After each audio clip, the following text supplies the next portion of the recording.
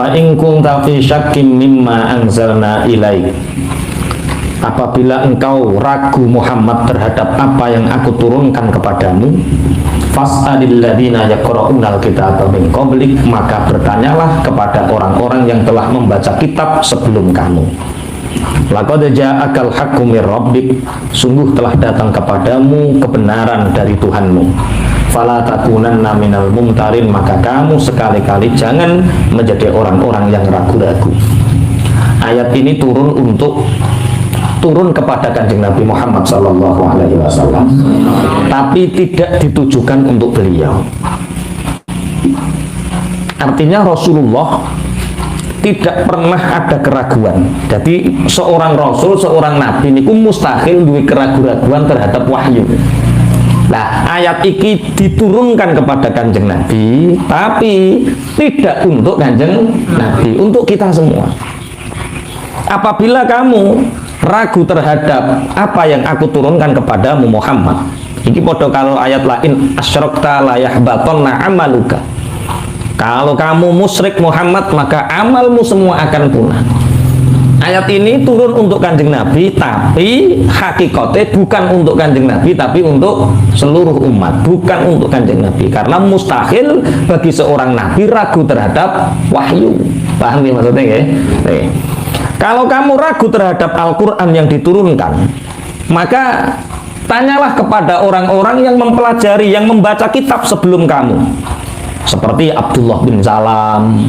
Abdullah bin Salam itu orang yang memahami Taurat, yang memahami Injil, dan Abdullah bin Salam tidak pernah merubah apa yang ada di dalam kitab Taurat, apa yang ada di dalam kitab Injil, sehingga Abdullah bin Salam ini tahu persis fase-fase kerasulan, tahu persis tanda-tanda kenabian, sehingga Abdullah bin Salam ini iman karo Kanjeng Nabi.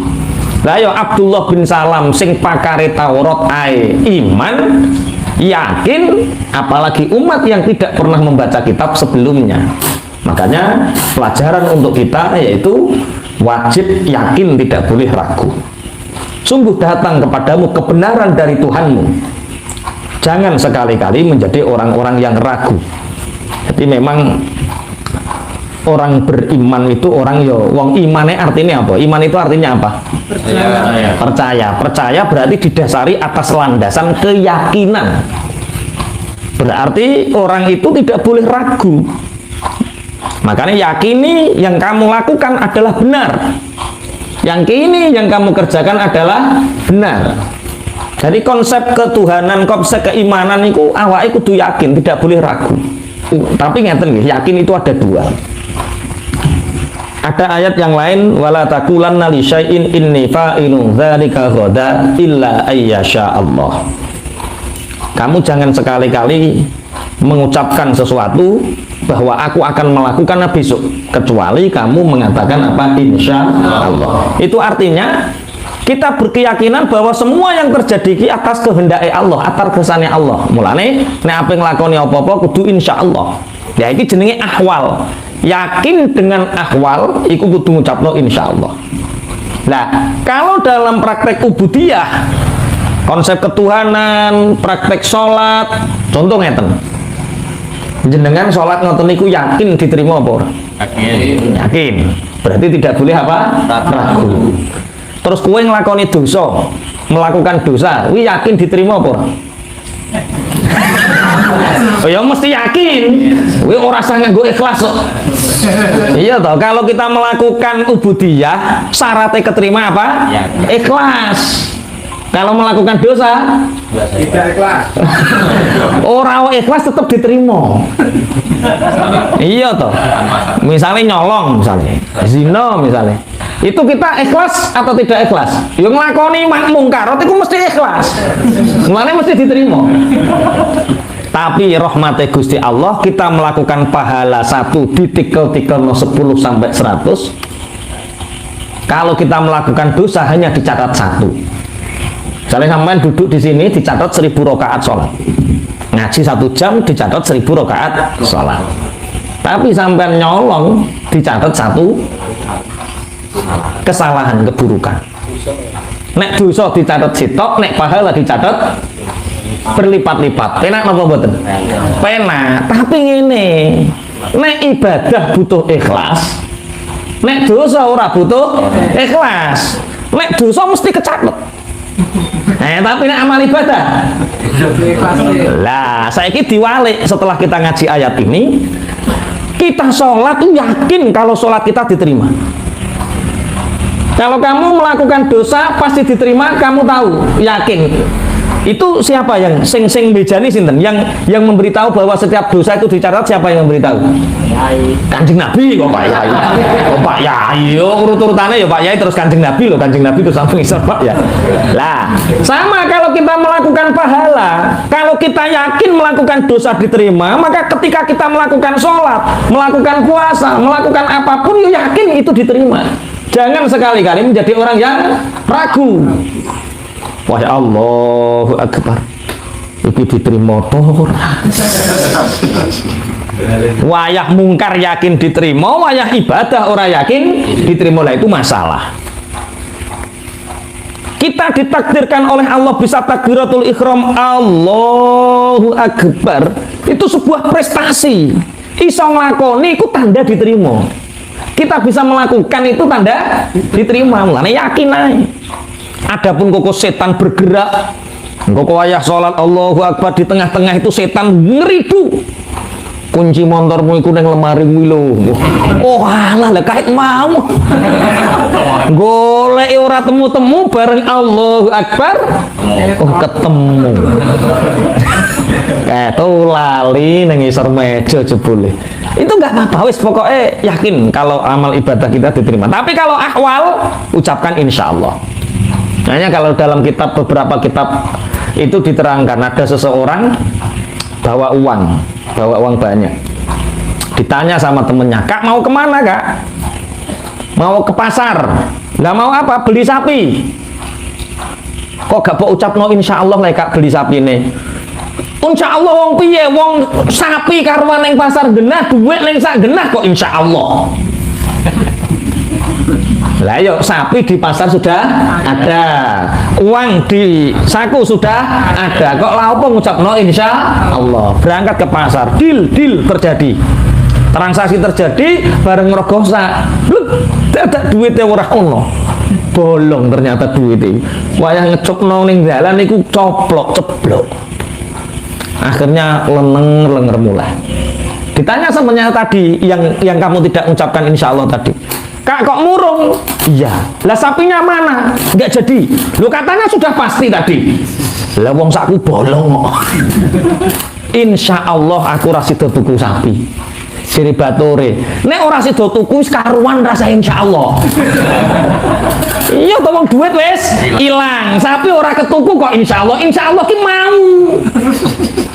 Paham ya maksudnya ya? Jadi kalau ahwal, jadi ucapan insya Allah itu ada tiga fase, ada 3 tempat. Insya Allah itu diucapkan bagi orang yang betul-betul memahami artinya bahwa segala sesuatu itu dikehendaki Allah terjadi, ya biasa mengucapkan insya Allah. Insya Allah. Lah ada yang kedua, orang yang memang sangat terbiasa, orang roh artinya pokoknya apa yang tika ngaji toh insya Allah saking kulinane. Tapi ojo insya Allah mudin loh ya. Di Jawa itu ada insya Allah mudin. Yo insya Allah sebagai simbol orang arah teko. Insya Allah ya apa? Mudin. Insya Allah mudin. Insya Allah sing simbol orang arah teko. Sing nomor 3 memang orang yang tidak mau mengucapkan insya Allah itu biasanya diuji. Cuma naik kula nggih. Kalau ada orang yang mau ditanya, apa Kak? Ngene. Yo gak sah dilingno. Oh gak ngucapno insya Allah. Halah. Enggak. Biasanya itu akan diuji. Makanya ya biarkan saja. Wala taqulanna li syai'in inni fa'ilun dzalika ghada illa ayyasha Allah. Bismillahirrahmanirrahim. Jadi dua ayat ini kelihatannya untuk Rasulullah. Bukan, ayat ini diturunkan untuk Rasulullah, tapi peruntukan aplikasi penerapannya bukan untuk Rasulullah, karena mustahil bagi seorang Rasul, mustahil bagi seorang Nabi punya keraguan-raguan. Yang punya keraguan-raguan tentang ketuhanan, tentang keimanan, ya umatnya. Makanya kita sebagai umat Rasulullah tidak boleh punya keraguan, harus yakin bahwa apa yang diturunkan Allah kepada kita itu benar. Bismillahirrahmanirrahim. Dulu itu ada masa tabi'in ya, setelah periode sahabat. Itu ada masa tabi'in, itu ada yang bernama Urwah bin Zubair. Urwah bin Zubair ini seorang faqih. Dia ingin menemui khalifah namanya Walid bin Abdul Malik. Nah, dia itu yakin bahwa apa yang terjadi terhadap dirinya, dari semua kesedihan, dari semua musibah, itu pasti atas dasar kehendak Allah. Akhirnya dalam perjalanan itu dia ngajak anaknya yang masih remaja untuk menemui corok ini, melewati beberapa kota. Ternyata di perjalanan anaknya itu kesepak kendaraan, corok ini kesepak sapi ini, kesepak jaran, sehingga anaknya itu seketika meninggal di depannya. Apakah Urwah bin Zubair kembali pulang? Tidak, karena aku punya tujuan jelas, ingin menemui Khalifah Walid bin Abdul Malik. Sedih, lumrah manusia ditinggal anaknya, meninggal sedih. Di perjalanan ternyata setelah anaknya meninggal itu dia terkena penyakit koreng tapi membahayakan, sehingga kakinya semakin busuk dan dibawa ke tabib, salah satunya harus diamputasi. Ini Urwah bin Zubair. Sehingga dia diamputasi kakinya, zaman biyen, coba bayangkan, nggak ada obat bius, nggak ada, jadi lagaran. Nah, disarankan sama tabib, wahai Urwah bin Zubair, ada satu minuman, yang minuman itu ketika engkau minum kamu tidak sadar, dan kakimu diamputasi kamu tidak terasa. Akhirnya apa itu? Khomer. Jadi dikongkon mabuk, nah wis mabuk lagi diamputasi. Iku cara sampean nurut dokter apa nurut yakin? Urwah bin Zaid mengatakan, 40 tahun kakiku aku jalankan kepada kebaikan, tanganku, anggota tubuhku aku jalankan untuk kebaikan. Tidak boleh satu tetes pun arak, walaupun sakit aku akan menahannya. Nah, dengan apa kami mengamputasimu, sedangkan amputasi memotong kakiku sangat sakit sekali? Rasulullah pernah ngendikan, arihni bis shalah, istirahatkanlah aku dengan sholat. Saat aku sholat, saat aku sujud, maka potonglah kakiku. Maka Urwah bin Zubair ini sholat dalam keadaan duduk, sehingga dia leluasa, tabib ini leluasa untuk mengamputasi kakinya. Ora kroso cah, iku periode tabiin, sholat diketok sikile lagaran. Sampeyan saiki piye? Ono urip-uripan ini bingung nek ngomres ya. Akhirnya sampai sembuh, sampai betul-betul dia menemui siapa? Walid bin Abdul Malik. Itulah ketika orang yakin dengan tujuannya tercapai. Apapun rintangan yang menghadapi tercapai. Karena apa? Punya tujuan jelas. Nah, orang yang nggak punya tujuan jelas itu namanya orang ragu-ragu. Nah, orang ragu-ragu itu harus angel, totonannya angel. Ayo kak, kerja kak, kerja. Aku ketoke loro-loro ngono ra kuat deh. Jadi jak buruh ya awake lomoh loro. Ayo kak tak ajari bisnis. Walah aku abot mikir abot ora kuat deh. Lah ya kerja abot ora kuat, mikir abot ora kuat. Iki ono proyek apa? Kerja di kantor. Walah rak yo sumbek kerja ning kantor gak iso metu. Iku terus wong piye? Ya wis ngono kuwi, wong jenis wong ragu-ragu ya wis ngono kuwi, Pak. Dia enggak punya tujuan yang jelas. Sesungguhnya orang-orang yang beriman itu telah didahului oleh kalimat Tuhan sebelumnya, yaitu di zaman azali. Jadi entene kulon jenengan iman ngeten niki, kita beriman seperti hari ini itu semua telah dipastikan oleh Allah. Di zaman azali dahulu kita sudah dicatat oleh Allah menjadi orang yang beriman, dan itu kita harus syukur ya Allahumma amin. Orang-orang yang tidak beriman itu tercatat di sana di zaman azali mereka kafir selamanya. Seperti orang yang ditakdirkan di dataran Eropa sehingga lahir pun sudah kafir. atau di daratan mana sehingga lahir pun sudah kafir, itu di zaman azali itu sudah tercatat. Loh, berarti rakyat ngono dakwah nggak ada gunanya. Makanya ada ayat walau sya'allahu la amana man fil ardi jami'ah.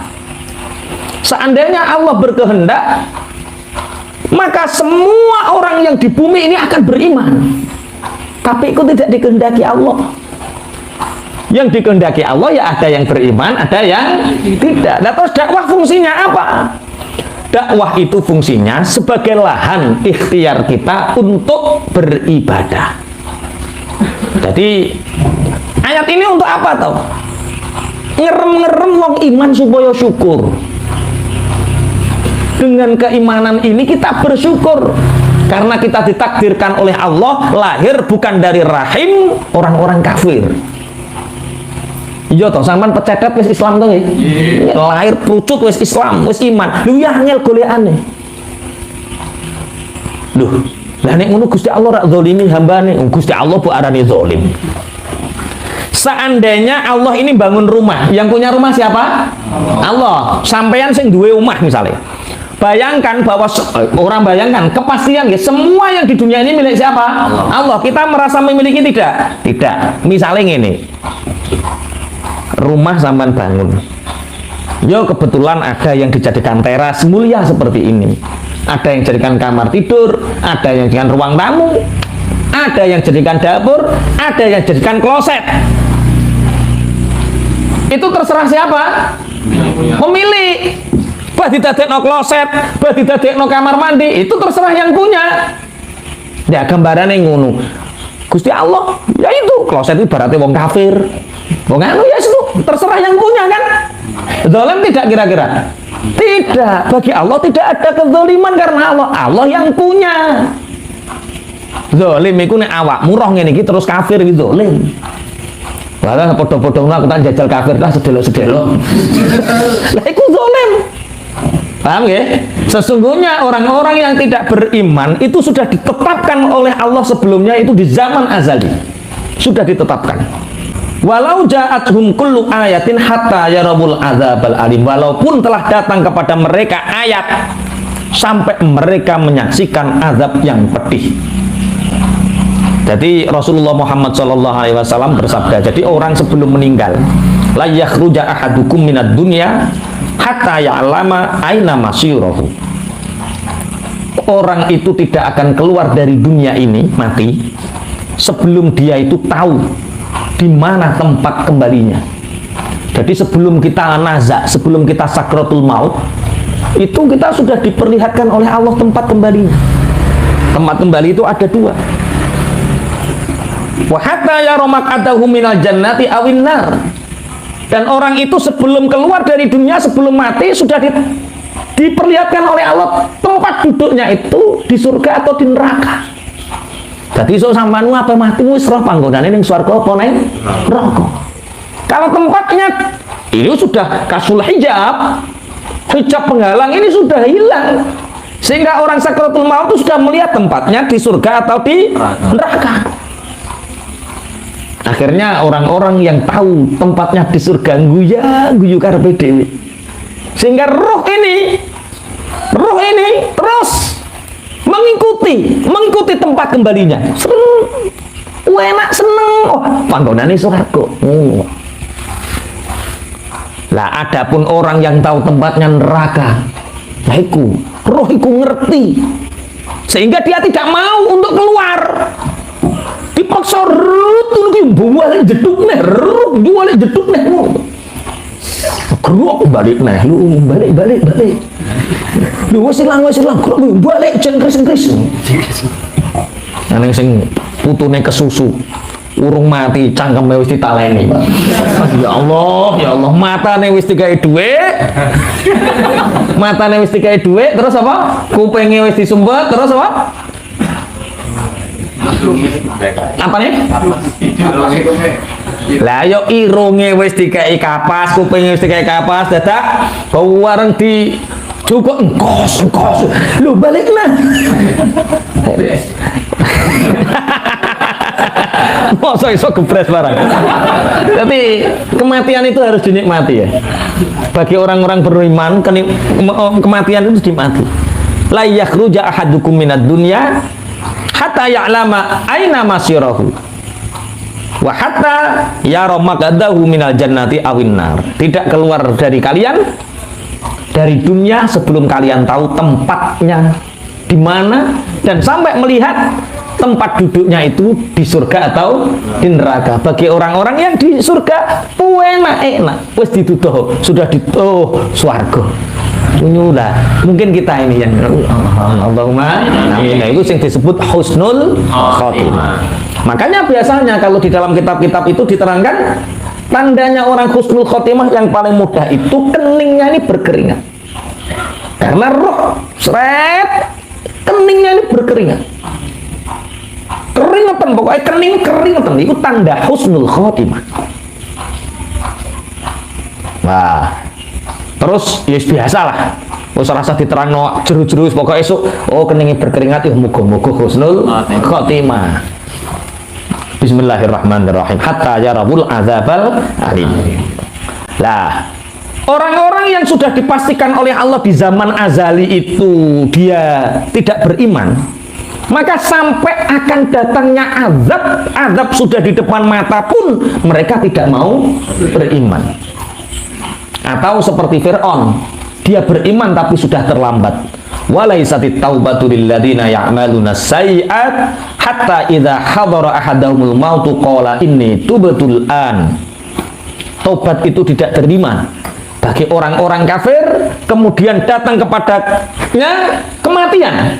Kematian sudah ada di depan mata, kemudian dia mengatakan ini tubtul ana. Kalau seperti ini aku akan beriman. Sudah ditolak. Walaladina yamutuna wa hum kufar. Dan tidak terima juga kematiannya orang-orang kafir. Ulaika a'tadna lahum 'adzaban alima. Bagi mereka aku sediakan bagi mereka siksa yang pedih. Makanya beruntung sekali kita tanpa ikhtiar kita lahir sudah dalam keadaan beriman. Allahumma minta selalu sama Allah ihdinas siratal mustaqim. Semoga kita senantiasa nanti meninggal dalam keadaan husnul khotimah. Allahumma amin.